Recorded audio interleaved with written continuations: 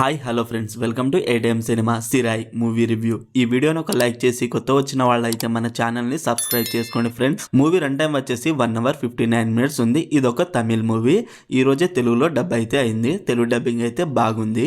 మూవీలో first half లో police station scene బాగుంది, రైటింగ్ బాగుంది, కానీ కొన్ని సీన్స్ లో అక్కడ అలాగనే జరగాలి అన్నట్టు కొంచెం ఫోర్స్డ్ గా అనిపించింది. మూవీలో ఫ్లాష్ బ్యాక్ సీన్ ఓకేగా ఉన్నా కొంచెం స్లో అనిపించింది.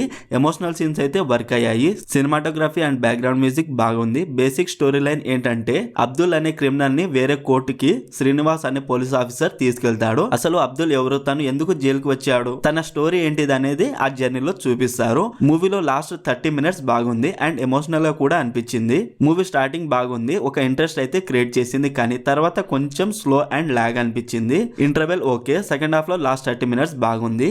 ఈ మూవీని ఫ్యామిలీతో అయితే చూడొచ్చు. No adult scenes and no bad language. Overall ఈ మూవీ నాకైతే ఒక్కసారి చూడొచ్చు అనిపించింది ఫ్రెండ్స్. మరి మీరు ఈ మూవీ చూసుంటే మీకు ఎలా అనిపించిందో కామెంట్ చేయండి ఫ్రెండ్స్. Streaming on G5. మరిన్ని మూవీ రివ్యూల కోసం మన ఛానల్ని సబ్స్క్రైబ్ చేసి బెల్ ఐకాన్ ఆన్లో పెట్టుకోండి.